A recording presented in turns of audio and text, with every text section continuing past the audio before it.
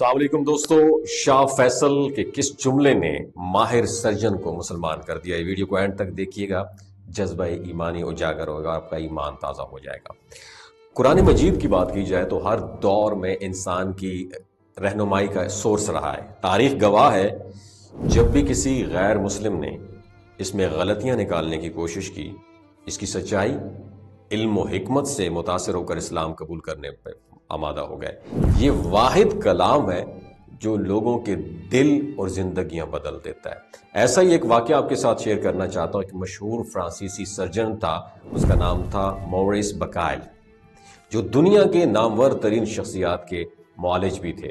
ان کے پاس ہر شعبے کے مشہور لوگ اپنی ٹریٹمنٹ کروانے آتے تھے، مگر وہ صرف ایک ماہر سرجن ہی نہیں تھے، بلکہ ان کی ایک ہیبٹ تھی، ان کی ایک عادت تھی کہ وہ اپنے مریض کے عقائد بلیفز پر اثر انداز ہونے کی کوشش کرتے تھے۔ خاص طور پر وہ مسلمانوں سے عیسائیت پر بات چیت کرتے اور قرآن کے بارے میں شکوک و شبہات پیدا کرنے کی کوشش کرتے۔ جب ان کے مریض آپریشن یا کسی بڑی ٹریٹمنٹ کے بعد نیم بے ہوشی کی کیفیت میں ہوتے تو وہ نرمی سے ان سے بات چیت شروع کرتے، وہ قرآن مجید پر سوال اٹھاتے اور اس کی صداقت کو چیلنج کرتے۔ اب ان کا مقصد یہ تھا کہ وہ مریض جو اس وقت کمزور اور جذباتی طور پر حساس ہوتے، ان کی باتوں کا زیادہ اثر لیں۔ اسی طرح کئی لوگ یا تو اپنے دین کے بارے میں شکوک میں مبتلا ہو جاتے یا پھر عیسائیت کی طرف مائل ہونے لگتے۔ دنیا بھر کے بڑے رہنما، بادشاہ اور سیاستدان بھی ان کے مریضوں میں شامل تھے، اور انہی میں سعودی عرب کے حکمران شاہ فیصل بھی شامل تھے، جو ہر سال اپنا میڈیکل چیک اپ کروانے کے لیے ان کے پاس آتے تھے۔ ایک بار جب شاہ فیصل روٹین چیک اپ کرنے کے ان کے پاس آئے تو انہیں اپنی سرجری سے گزرنا پڑا۔ آپریشن کے بعد ڈاکٹر مورس بکائل نے حسب معمول ان سے وہی سوال ریپیٹ کیے جو اکثر اسلامی عقائد رکھنے والے مریضوں سے وہ کیا کرتے تھے۔ انہوں نے شاہ فیصل سے پوچھا، "What do you think؟ کیا قرآن واقعی اللہ تعالیٰ کی کتاب ہے یا محمد مصطفیٰ صلی اللہ علیہ وآلہ وسلم نے خود سے اسے لکھا ہے؟" ساتھ ہی انہوں نے یہ بھی کہا، قرآن میں کئی تضادات ہیں، اس میں بہت ساری آیات ایک دوسرے کے خلاف جاتی ہیں۔ شاہ فیصل نے ان کی بات بڑی تحمل اور سکون سے سنی اور بڑے پورے اعتماد طریقے سے جواب دیا کہ قرآن بالکل اللہ تعالیٰ کا کلام ہے، اور نبی کریم صلی اللہ علیہ وآلہ وسلم بالکل اللہ کے سچے رسول ہیں، اس میں کسی قسم کا کوئی شک و شبہ نہیں ہے۔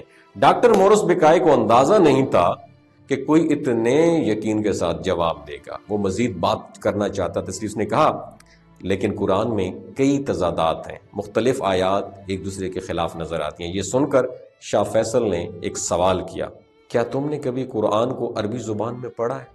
تو ڈاکٹر مورس بکائل نے فوراً جواب دیا، "ہاں، میں نے کئی بار قرآن کو پڑھا ہے۔"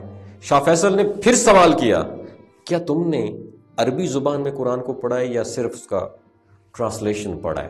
تو ڈاکٹر مورس بکائل نے کہا، "میں نے ترجمہ پڑھا ہے کیونکہ میں عربی نہیں جانتا۔" یہ سن کر شاہ فیصل مسکرائے اور کہا، "تو پھر تم نے اصل قرآن نہیں پڑھا، تم نے ٹرانسلیٹر کے الفاظ پڑھے ہیں۔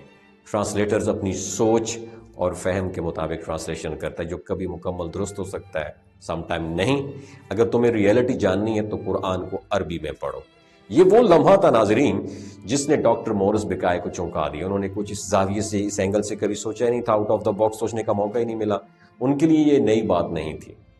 اصل علم صرف عربی میں قرآن پڑھنے سے حاصل ہو سکتا ہے۔ انہوں نے فیصلہ کیا کہ وہ خود قرآن کو اس کی اصل زبان میں پڑھنے کے لیے عربی سیکھیں گے۔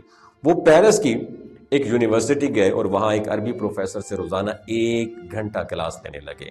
مسلسل سٹرگل کے بعد تقریباً 1 سال میں انہوں نے عربی زبان پر عبور حاصل کر لیا۔ اب وہ قرآن کو بغیر کسی ٹرانسلیشن کے براہ راست پڑھ سکتے تھے۔ جب انہوں نے قرآن کو عربی میں پڑھنا شروع کیا تو وہ حیران رہ گئے۔ انہوں نے خاص طور پر ان آیات پر فوکس کیا جو سائنسی موضوعات سے متعلق تھی، چونکہ وہ خود میڈیکل کے شعبے سے وابستہ تھے، اس لیے انہوں نے قرآن میں درج سائنسی حقائق کا جدید سائنسی علوم کے ساتھ کمپیریزن کرنا شروع کر دیا، اور انہوں نے ساتھ میں بائبل میں موجود سائنسی بیانات کا بھی جائزہ لیا تاکہ دونوں کا کمپیریزن کیا جا سکے۔ جب انہوں نے بائبل اور قرآن کی فہرست بنائی تو وہ حیرت زدہ ہو گئے۔ بائبل میں جتنے بھی سائنسی دعوے تھے وہ یا تو غلط ثابت ہو چکے تھے، سائنسی اصولوں کے مطابق نہیں تھے، یا تو پھر ہوا کیا؟ جبکہ قرآن کی بات کی جائے تو قرآن کی تمام سائنسی معلومات جدید تحقیق کے عین مطابق تھیں. یہ دریافت ان کے لیے بہت بڑی ڈسکوری تھی.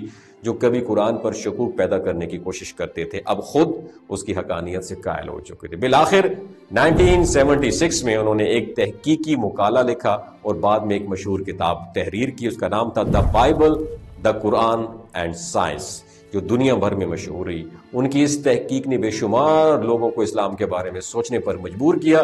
یوں وہی شخص جو دوسروں کے عقائد متزلزل کرنے کی کوشش کرتا تھا خود قرآن کی سچائی سے متاثر ہو کے اسلام قبول کر بیٹھا. اس نے اپنی ریسرچ کو دنیا کے سامنے پیش کر کے کئی لوگوں کو ہدایت کا رستہ دکھایا. آج بھی ان کی کتاب انٹرنیٹ پر موجود ہے اور کئی لوگ اس سے استفادہ کر رہے ہیں. یہ واقعہ ہمیں یہ سکھاتا ہے کہ سچائی ہمیشہ قائم رہتی ہے. اگر کوئی شخص کھلے دل کے ساتھ سچ کی تلاش کرے تو اللہ اسے ضرور ہدایت کی روشنی عطا فرماتا ہے. قرآن ہر دور میں علم، منطق اور دلیل کے ساتھ اپنا سچا ہونا ثابت کرتا آیا ہے اور قیامت تک کرتا رہے گا. اللہ تعالی ہمیں بھی سچائی کو پہچاننے اور اس پر چلنے کی توفیق عطا فرمائے. آمین. اپنا بہت خیال رکھیے گا. اللہ حافظ. یہ جو گلگت بلتستان کے لوگ ہوتے ہیں نا، ان کی ایوریج عمر 90 سال سے بھی زیادہ ہوتی ہے. You know why? کیونکہ یہ لوگ شلجیت استعمال کرتے ہیں. شلجیت کے اندر 85 منرلز ہوتے ہیں. اگر آپ چیزوں کو جلدی بھول جاتے ہیں، مردانہ کمزوری محسوس کرتے ہیں، اولاد جیسی نعمت سے محروم ہیں، اور آپ سپرم کاؤنٹ آپ کے کم ہیں، ٹیسٹوسٹیرون ہارمون امبیلنس ہے، آپ سدا بہار جوان نظر آنا چاہتے ہیں، خون کی کمی کو دور کرنا چاہتے ہیں، ہڈیوں جوڑوں کے دردوں سے نجات حاصل کرنا چاہتے ہیں، موٹاپا کم کرنا چاہتے ہیں، تو ڈاکٹر اسد محمود کی پیور اینڈ نیچرل شلجیت ضرور استعمال کریں.